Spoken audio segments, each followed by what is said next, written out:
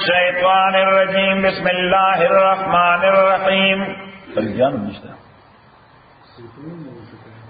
اللهم صل وسلم على سيدنا ومولانا محمد وعلى آل سيدنا ومولانا محمد أفضل صلواتك بعدد معلوماتك وبارك وسلم وصل عليه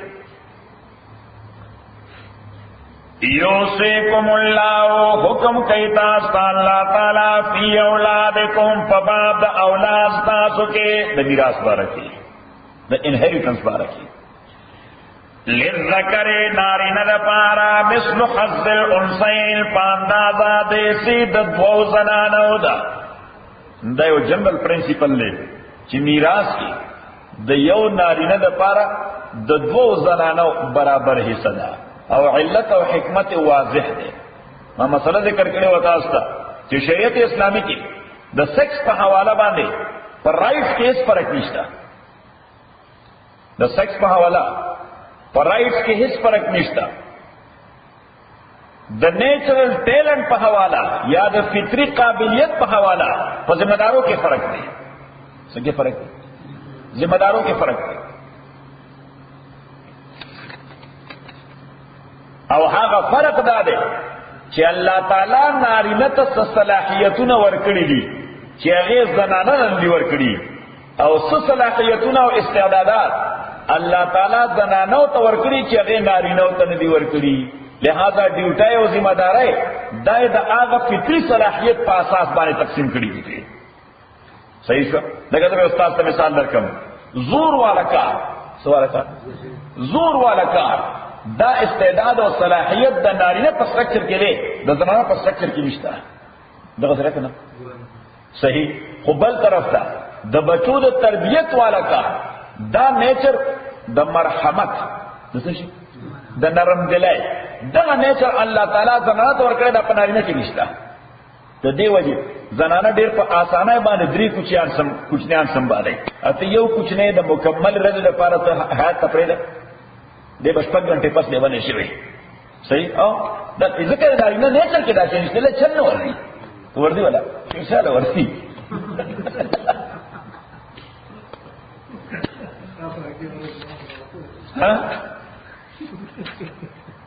اور اللہ تعالیٰ دا خبرہ قرآن کے ذکر کرے عمدہ سورت کے لار سے آیت نمبر 2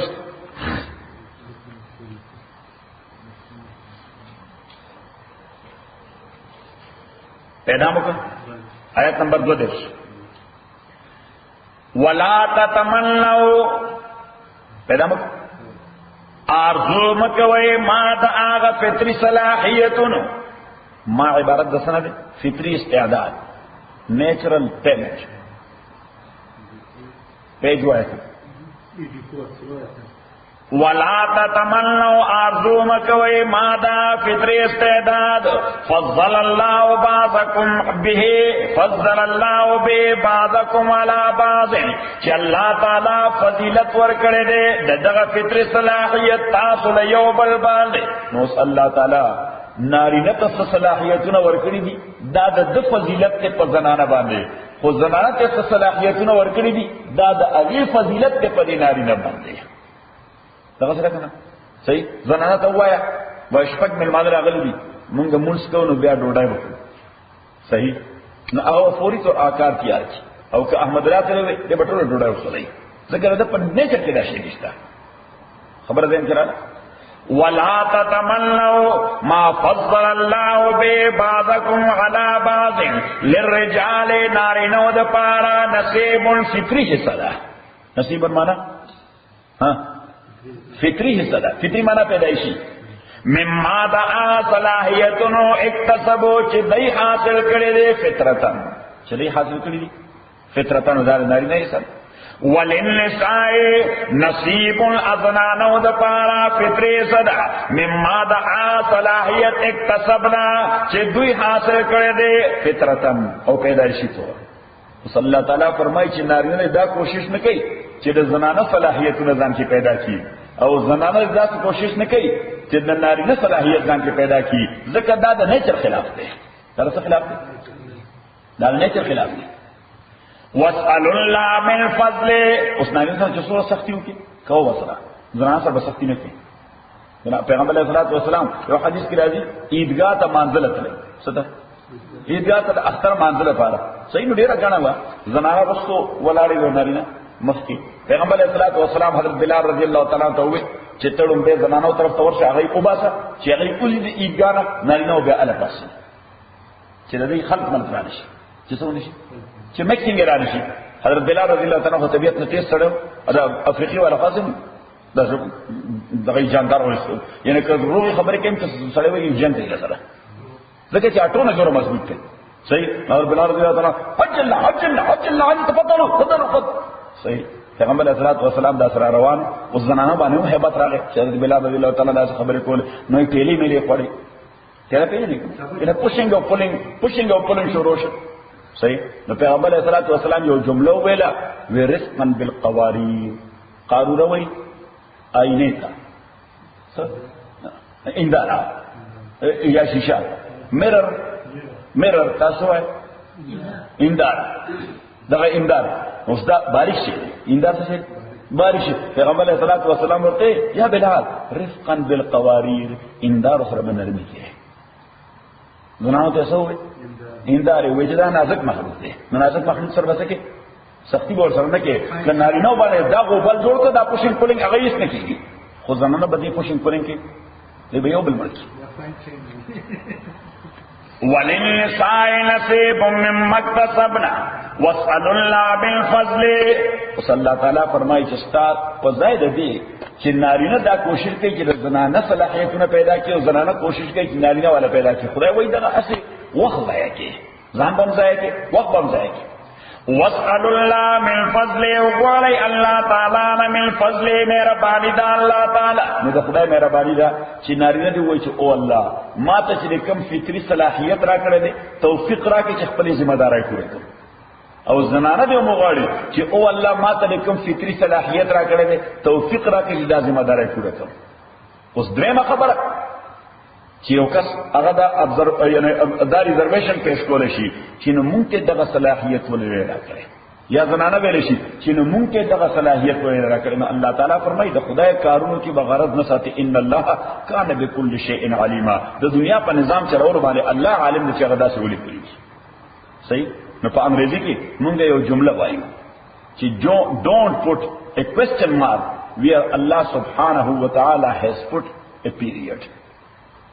Don't put a question mark where Allah subhanahu wa ta'ala has put a period. دا عیسی علیہ السلام په تعلیماتو کې چې کوم ځای الله تعالی یوې خبرې نشاط سره لګولې ده فل سټاپ موږ ته فل سټاپ وایي فل سټاپ چې جمله کامله ده نو ته هغه ته question mark ملګری او چې دا څه ولې ده بس چې پیریډ د سټاپ شه دا الله خبره کوي چې ان الله کان بكل شیء علیما.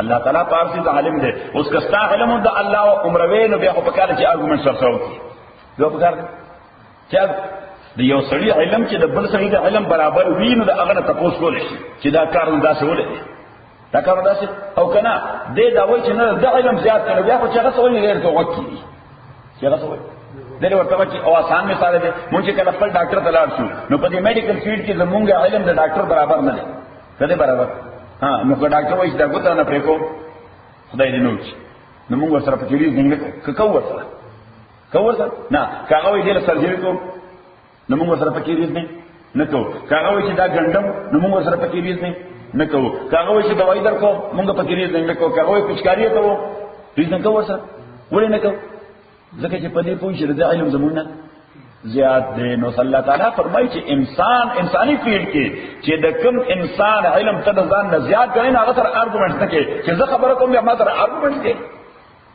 ان الله کان بكل شیء علیم. الله تعالی په هر څه عالم دی. انسان حضور محدود غو علم دی. بیا چې آیت نمبر یو آیت مې کې پرېره نو ورپسې سلور دیش تلاش الرجال قوامون پیدا مو ها الرجال قوامون نارنا قوامون. دا قوام معنا ریسپانسیبل.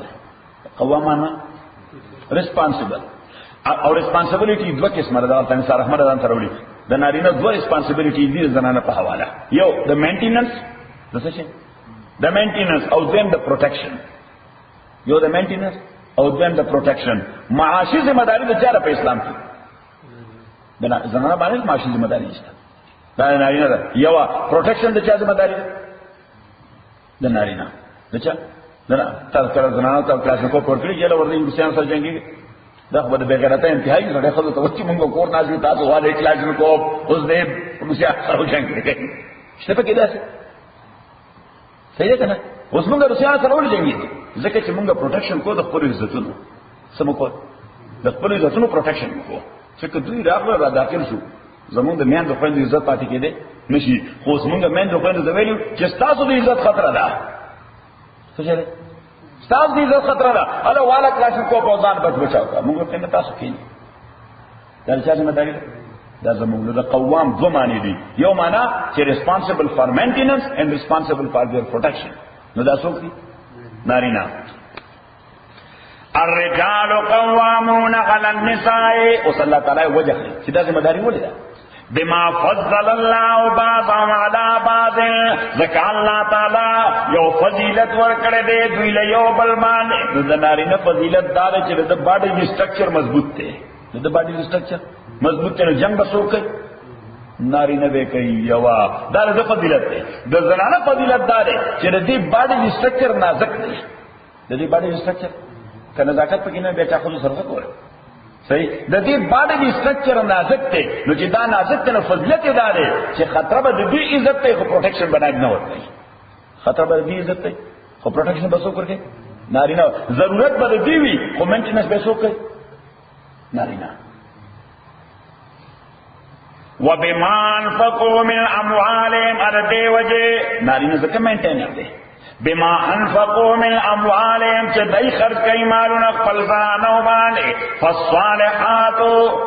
نو سیاسي غریب ټول ورځ منډي وي چې څوره پیسې وګټي نو څه کوي ورسره؟ ها خو کور ودانې ته وي تاسو څه پکار دي؟ درس دل پکار دي. ارټیشي راکله کړی دی کنه؟ دا ته ډېر بخیل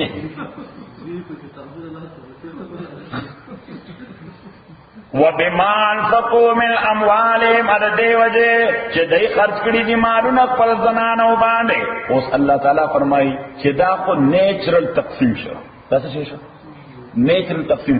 خو پہچان سره د خسرې پہچان خدا دې چې دا دوه کارونه د ذمہ داری دي. یو مینټین کول د ځانو، دویم پروټیکشن. دا بدن سره یاد ساتي. د قوام دوه معنی دي عربي لغت کې. یو مینټین کول او دویم پروټیکشن. صحیح. نو دا خو دوی صفت ده.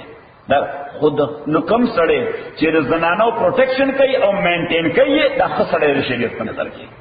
د شریعت په نظر کې دا ښه سړی دی. صحیح. اوس دویم وګوره چې شی زنانه بس وکړي. فالصالحات. پسنے کے خزی قانتات. دا هغه خزی دي چې تابعدار د خاوندانو دي. قانتات معنا ها تابعدار د خاوندانو دي. حافظات للغیب. ادای گارډنګ حفاظت کوونکې دي د خاوند په غیر حاضرۍ کې. د دوه شیونو د خاوند غیر حاضرۍ کې د دوه شیونو د حفاظت ذمہ داری دي. یو د خپل عزت چې په دې کې به خیانت نه کوي ځکه دا امانت د چا دی؟ د خاوند. د خځې بدن دا د چا امانت دی؟ د خاوند امانت دی. د بل چا لاس په دې بدن ته پرېږدي نه. دا د یو گارډنګ دی. او دویم گارډنګ حافظات للغیب چې سړی خو لاړ شي جاب لذي یا بزنس لذي او د کور څومره ایسټ سي دي دا د چا په نگرانۍ کې پراته د زنانا. نو د دې دوه ذمہ داری دي. یو موږ ورته چوکیدار وایي. تاسو ورته وایي چوکیدار چې دا به چوکیداری کوي او د خپل بدن چې دې کې به خیانت نه کوي ځکه دا د خاوند امانت دی. او دویم د خاوند د مال دې کې به خیانت نه کوي چې خاوند دلار ادا چاته وي راشه د صوفه ستا صحیح. ابل سره ته وایي دا بیډ تکور ته وسه. ادرین ته دا ټریډ مل دا پکې استاشه. ادا زمون کچن کې کوم لوخ دي دا بل کوي کوي خدای دې خواره کړه دا تاسو ځان جوړ کړی ته خو دې شي چوکیدار یې. فالصالحات قانتات حافظات للغیب. حفاظت کوونکې دي د خاوند کې حاضرۍ کې د دوه شیونو. دو شیونه معنا د خپل بدن او د خاوند د مال. بما حفظ الله. او صلی الله تعالی فرمایي چې دا دوه سيزونه د حفاظت د دې په فطرت کې ما پیدا کړی. دا څه کې ما پیدا کړی؟ د دې فطرت کې نو الله تعالی وایي کدا د هغه مخالفت کې دا فطرت وایي لګي. کدا د مخالفت کې نو دا فطرت دا غي مخالفت کوي، فطرت وایي کوي. نو اوس پته ولګیدا چې ذمہ داري فاینانشلی د زنانو هیڅ شي نشته. کښتا نو تاسو ته شرعاً کدا مور ده نو فاینانشل ذمہ داری د زوی ده، کدا خور ده نو فاینانشل ذمہ داری ده ورور ده، کدا خزه ده نو فاینانشل ذمہ داری د خاوند ده، او کدا گویا لور ده نو فاینانشل ذمہ داری ده پلار ده. صحیح. او که ایسو کې نشته نو فاینانشل ذمہ داری د اسلامیک گورنمنت ده، او که اسلامیک گورنمنٹ نشته نو بیا د مسلم کمیونټي ده. بیا د مسلم کا ها دا اوس یو دریم ایشو دی چې دا ارننګ کولای شي ته نشي کولای، او ارننګ ولا جایز دی، خدا رضا ذمہ داری نه ده امپوز کولای په نشي. یعنی خدای کړي کور کې وایي چې نه زه جواب نه کوم، نو ته په شرعاً امپوز کول نه شي، استاپلار کوم جواب کوي بلونه وسو پوره کوي. صحیح. نه نه تبکه کدو رغت بلونه نشي پوره کوي ورته کور کې وسه سکا چلو کور کې نشو ځای اپارټمنټ کې وسه خود خدای ذمہ داری نشته د ارننګ. ها کستا په اجازه یا لور د پلار په اجازه یا مور د زوی په اجازه یا خور د ورور په اجازه باندې ارننګ کې جایز کار دی، خود شریعت حدود کې دنه پس کې دنه د شریعت په حدود کې دنه. خو بیا هم چې هغه ارننګ کوي نو په کور کې پیسې لګول بیا هم د هغه ذمہ داری نه ده، دا په موچوال انډرستانډینګ باندې کیږي.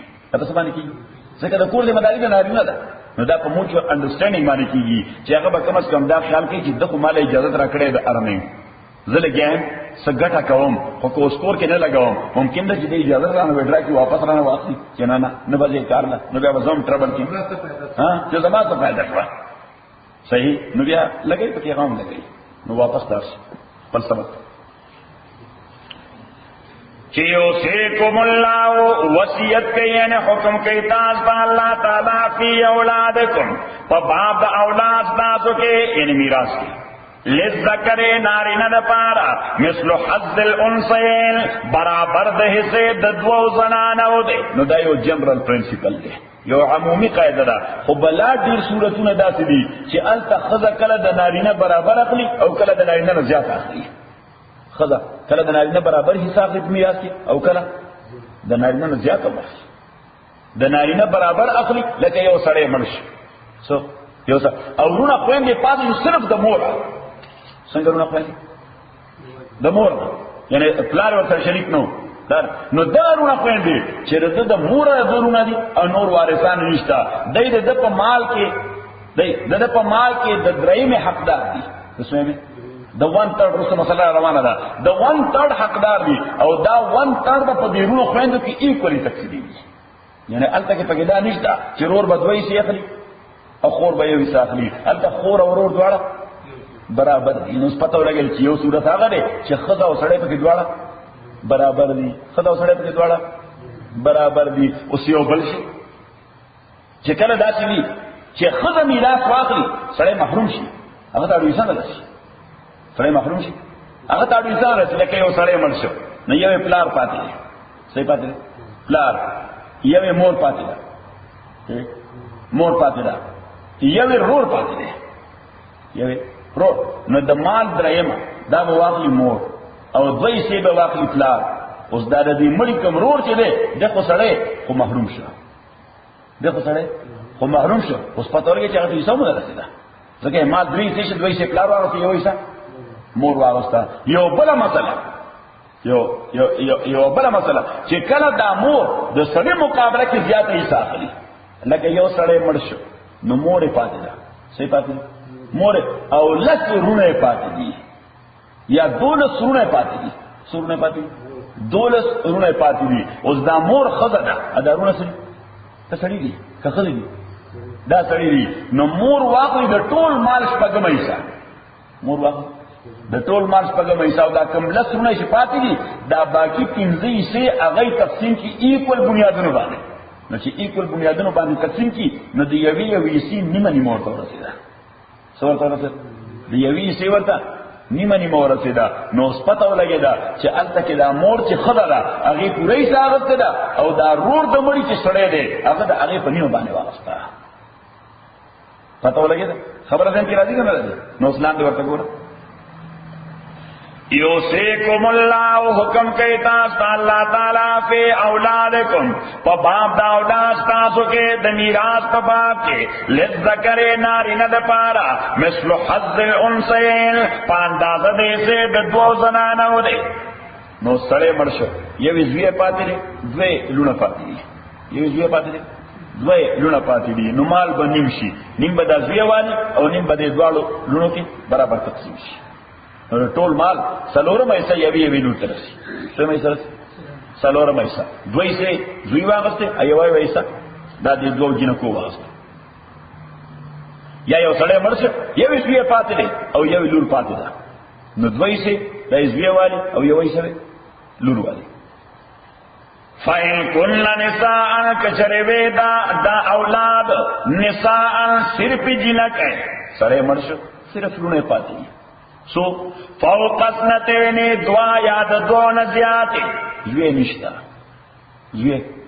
نشتا وچه مرسنو یا دولنا پاتی دی یا دری یا تلور یا پینزه یا ارسو خود یوی نزیاتی دی فلہن ثلثا ما ترک دا دغلون دا پارا 2/3 دوی سے سو دوی سے یعنی مال بدرے بایشی نو دوی سے بچا بان تقسیم شی پا دیلونو باندے او 1/3 دا بکتشی دا مئی نور سو کوارستان پاتی نو کروڑی پاتی ناغت اور میلاوشی کروڑی نہیں تری پاتی ناغت اور میلاوشی کتری نہیں اور کاکا زوی پاتی تا ستروائی کنوائی ترو نو دا تر زوی پاتی رے نو دا 1/3 باغت میلاوشی فَإِن كُنَّ نِسَاءً کوے دا اولاد نساءً جنکے فوق اثنتین دویاد دون سیوا فلہن ثلثا ما ترک نو دوی دا پارا 2/3 دا آغا مالچ دے مڑے پرے خود دے وَإِن كَانَتْ وَاحِدَةً او کسڑے مرشو مثال ہمارا ترانا دا کتاب دے چھتا تو وہ اندر سے لکھا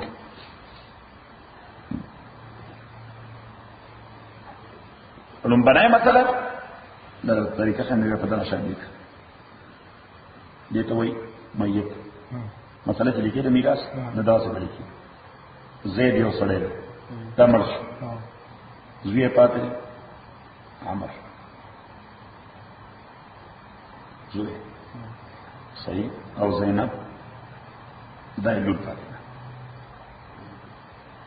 صحیح شو مسمنگا ہوئی چھے زوی دا دو زنانو برابری صاحب مس پتہ لگے دا چھے مال بتقسیمی گی پدریو کی سوچ نو دوی سے بدے والی یوی سے بدے والی دا دائی سنہ صحیح دا دویو مسئلہ چیرونا دا دو نسیوائی زید مرس دا زینب دا لور دا اسما دا لور دا او دا عمر دا دا روڑ دا مرس چارو دا زید روڑ دا نو اس دلتا 2/3 دا دید وارو کی او 1/3 نو بیا مسئلہ دیو نشو یوی سر دشو یوی دشو 2/3 دی وارستے اس دا درے میسا چی و انکانت واحد یوا دلید دا یوا او عمر دا رو فاتی دی زید مرش اس دا دسی کی نیمہ کی آره دا باقی نیمہ دی رو تا ملاوی کی مسئلہ بتا دیشی دا دیتا ہوتا ہے چی میراث مسئلہ من گلاس ہوگا سو دا سے ایرتمیٹک دے چی دا پا دنیا کی ایچ چالن ورزی بغیر دا خداینا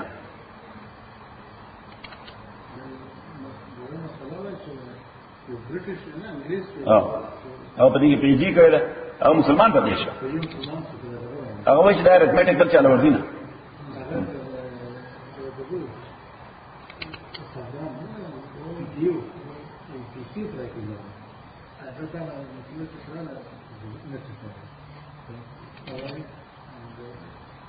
وَإِن كَانَتْ وَاحِدَةً اَكَوَ دَالُور اِكِيَوَا کدالور ہوا سڑے مرشا اولاد سپاتی یو لور فَلَهَا النِّصْفُ دَدَيْدَ پارا نیمد مال دا اس بقائم ان سر بے سکے بقائم ان سر بے سکے نو کرور پاتی ناغنیم با اغوالی کرور نیتری پاتی اغنیم با اغوالی کتری نیترزوی پاتی اغنیم با اغوالی اغاو با تفیلی گنا بیا برابر بنیاد مانی ولی ابویه اد مور پلار د مړي لپاره لكل واحد د هر یو د پاره منهما د دې دوانو نه السدسو شپږمې صدا مما ترکا د هغه مال چې د پرې خولې ده ان کان له ولد کچره ود دې مړي لپاره بچي لور یا زوی نو زید یو سړی دی هغه مړ شو زید یو سړی دی هغه مړ شو مور پاتې لارې پاتې یو زوی پاتې مور پاتې ده پلار پاتې ده یوې زوی پاتې ده مور به والی شپګما پلار به والی شپګما نو سوې سي ترلې دوه لاړې څلور پاتې شو چې ما شپګ ځای کې نو یوې سره واست مور یو تلړه پنځه پاتې شو یو واست پلار دوه تلړې څو پاتې شو څلور پاتې شو دا څلور به زوی والی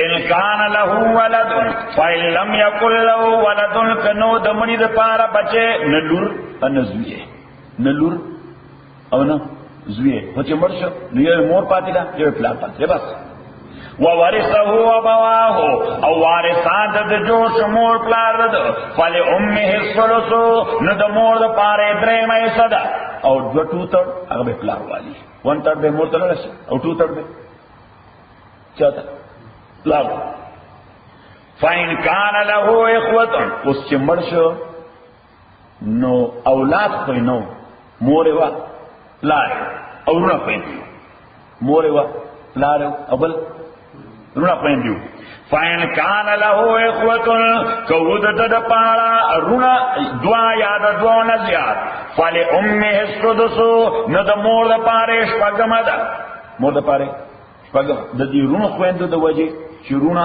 د دوو نه زیات دو یا د دوو نه زیات رونه دو یا د دوو نه زیات خو د مړي پلارم پاتې مورم پاتې ده نو دارونه خو میراث کې سناخه خو د دې موجودګۍ مور نه دا نقصان ورکړ چې هغه د درې مینه شپږمې ته ورسېده هر درې مینه چرته راغله شپږمې ته او د رونو پلار نه فائدہ ورکړه لکه دوی په میاس کې نه وي نو مور درېم اغستا او 2/3 پلار ته ملاوي دي اوس چې دوی میاس کې راغله نو مور شپږم اغستا او 5 شي پلار ته پاتې شي من بعد وصیت پس د وصیت یوسی بیا چې دا مړ وصیت کې هغه باندې او دین یا پس دا دایګه د قرض نه نو ما مسله تاسو ته ذکر کړو بل ورځ دا مسله چې مهمه ده چې ما تکرار کوله اوس مسله مهمه ده چې سړی مړیږي نو د مال ته څلور حقونه متوجي شي چې سړی مړ شي نو د مال ته څو حقونه متوجي شي څلور نمبر 1 تجهیز او تکفین د در کفن دفن تنظیم به چرته نه کیږي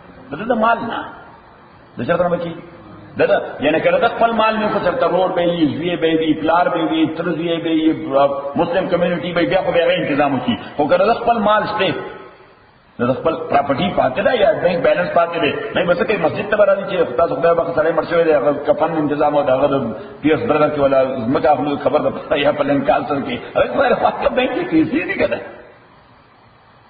خبر ده کې راځه او سوګان شي ولې چې نه دا اولاد نو چې اولاد نشته بیا خلا اصل ټول پیسې ور قبر باندې لګوا یا څه شي صحیح خو چې سم نشته نو بیا د مسلمانانو ذمہ داری ده درته ذمہ د مسلمان امت ذمہ داری ده نو څلور حقونه ورته متوجي شي د مال ته اول تجهیز او تکفین شرعي طریقې سره شرعي یعنی شریعت ته زیات عزت لګي هغه تخپل لګي هغه د مړي مال نه لګي هغه مړي اوس لکه سړی مړ شو نو قبر د ځمکه اصل لکه چې امریکا کې په افغانستان کې اوس په پیسو ځمکه نه اخلي کله په پیسو اخلي هلته وقف دي او قومي مقبره خلک پکې مړي خوځي صحیح نسو په پیسو باندې قبر کوي په پیسو باندې کوي څه وته په پیسو باندې کوي نه خدای عزیزان لرسي او قبر کوي او بیا عزیزان ها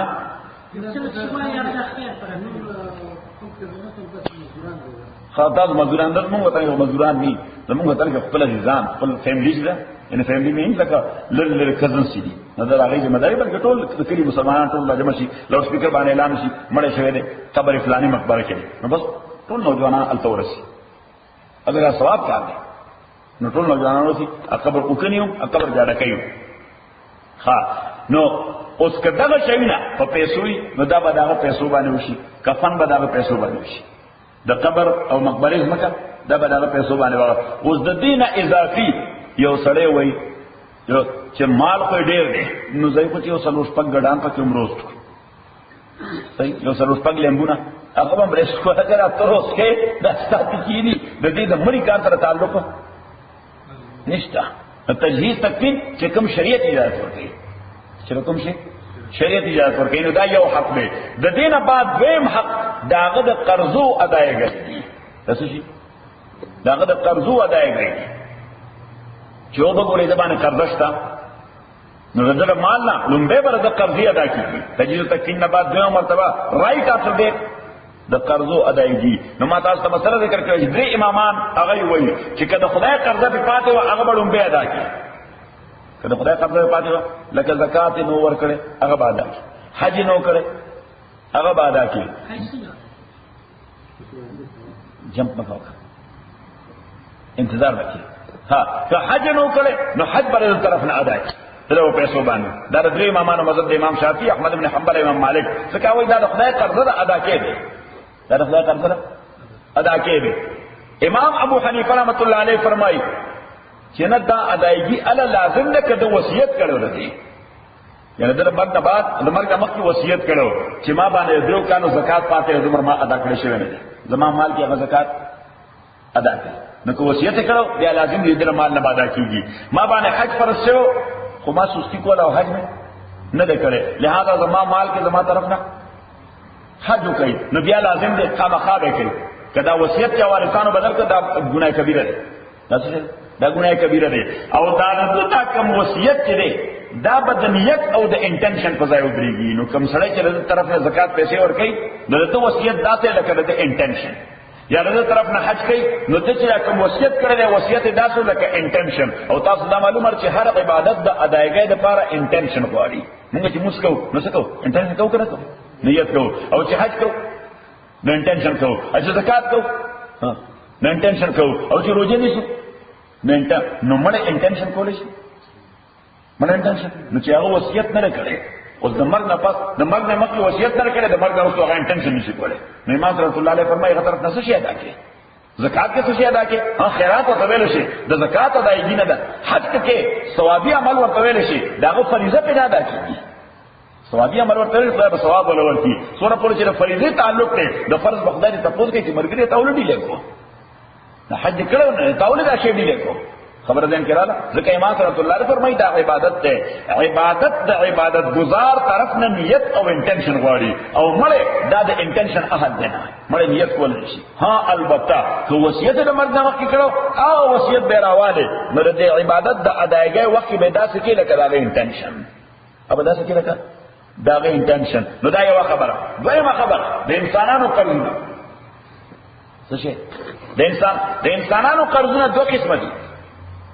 یو ته وایي دیون الصحت او بل ته وایي دیون المرض. دیون الصحت د صحت قرضونه، دویم ته وایي د مرض قرضونه. د صحت او د مرض قرضونه د بدن روغوالي او رنځوروالي سره تعلق نشته. نه دیون الصحت هغه ته وایي چې د دې already proof موجود دی. څه شی موجود دی؟ سرټن پروف موجود دی. سرټن چې او د دې حیات په لاس کې یو وثیقه ده چې دې فلاني مړی ورته ورکړی و، ځکه دې مړی داغه نه دوره قرضا غوښتې وای، څه پراپرټي کې غوښتې ده، یا څه شی ته خرید کړو. خبره دین کړه نو دې ته وایي دیون الصحت چې پروف موجود دی. یا دیون الصحت هغه ته وایي چې دې مړی وارثانو ته معلوم دی او هغه اقرار کوي چې او دا قرضه مونږ ته معلومه ده، دا قرضه مونږ ته نو دې ته وایي دیون الصحت.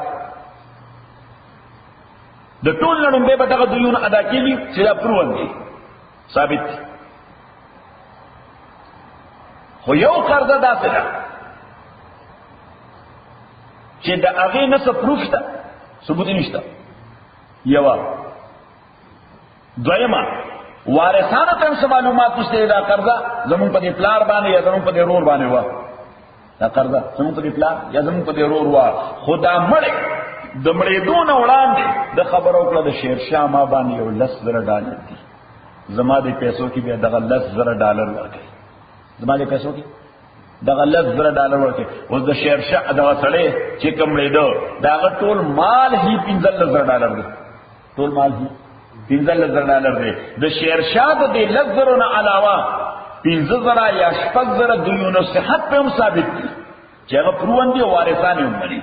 نو اوس بس کې دا قرضه چې دا یوازې د مړي خولې باندې ثابته ده یا هغه قرضه چې وارثانو ته معلومه ده او پروف یې شته دا او هغه قرضه به دواړه ایکولی ډیل کې نه دوی نصیحت به لومبۍ ادا کړي دوی نصیحت هغه چې پروف شته یا وارثان دا غي تصدیق کړي چې دا موږ ته معلومه ده قرضه شته نو دغه به لومبۍ ادا کړي نو که مال پاتې نو اوس به دا شیرشاه والا کې 1,00,000 روپۍ چې دې مړي په خپله خوله ویلي چې بیمار و د مرګ نه مخکې ویل چې زما باندې 1,00,000 روپۍ قرضه ده نو که اوس مال پاتې دی نو اوس به هغه ادا کړي او که مال نه پاتې دی نو چې ملګري بس ته دعاګانې کوه ځکه چې الریډي هغه باندې دیونو صحت هغه دیونو صحت ادایګي د دې قرضې نه وړاندې ده نو مسله ځان کې راځي ځکه نه ته شوبه موجود ده هغه قرضه چې کوم وارثانو ته معلومه ده اپروف شته هغه کې څه شوبه وبا او څه شک مت نه موجود خو دې کې شک موجود دی چې دا سړی چې دا کمړې ده شیرشاه سره یاري او دوستی و شیرشاه سره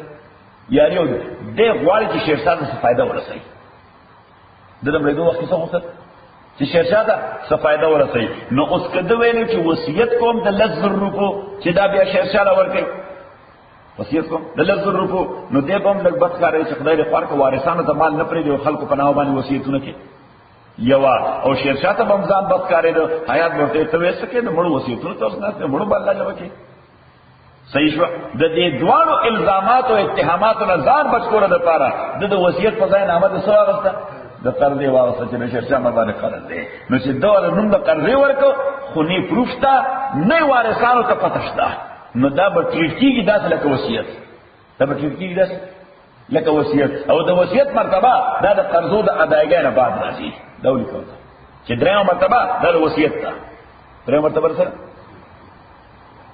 د وصیت ده اوس وصیت کده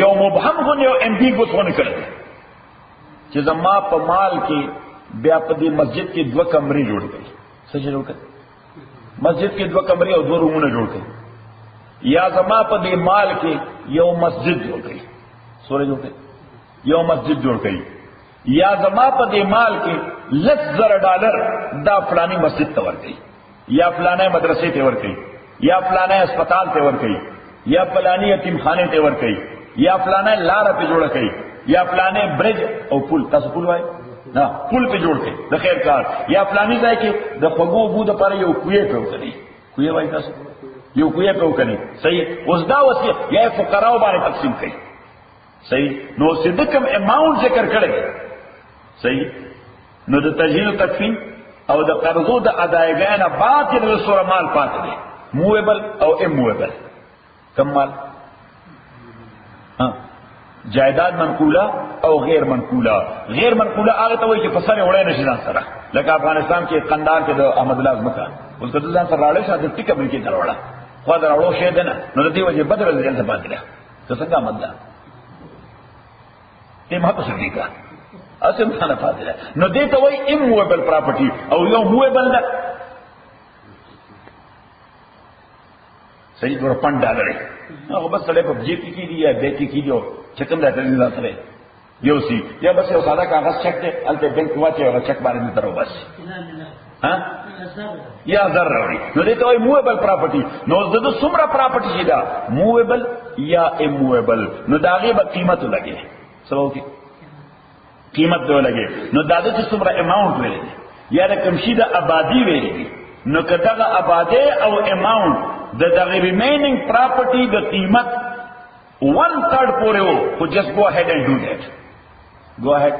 and do that خو کدا the 1/3 نہ زیاد the 1/3 نہ زیاد یعنی دوی چې $1,00,000 با د مسجد کې لګوي او سره د تجهیزات تکفین شو قرضیه داشي بیا چې پراپرټي موویبل او اموویبل کما پاتې شو نو مونږ چې حساب ولګو نه خطر د $15,000 هوا ټول پراپرټي سره د $15,000 او د وصیت د سره کړه دي د $1,000 د وصیت لیګل دی صرف تر 1/3 پورې د 1/3 نه په اخوا د نل اینڈ وایډ دی د 1/3 نه بعد د نل اینڈ وایډ دی نو بس صرف دغه مال نه $15,000 دا په مسجد کې یا کوم ځای چې یاد کړی دی هغه باندې به ولګي او $15,000 باقی شي هغه نه انوایټ شو ځکه دا غلط ډالر چې کیندل نو چې کوم مزید پاتې کیږي دا به وارثانو باندې تقسیم شي. الحمدلله رب العالمین والصلاه والسلام على رسول محمد وعلى اصحابه اجمعين. اللهم ربنا ارحمنا بالقران بما رزقنا من القران ما نسينا وعلمنا منه وجعلنا وسنه تلاوته وانا الليل وانا النهار فالله خير حافظا وهو ارحم الراحمين.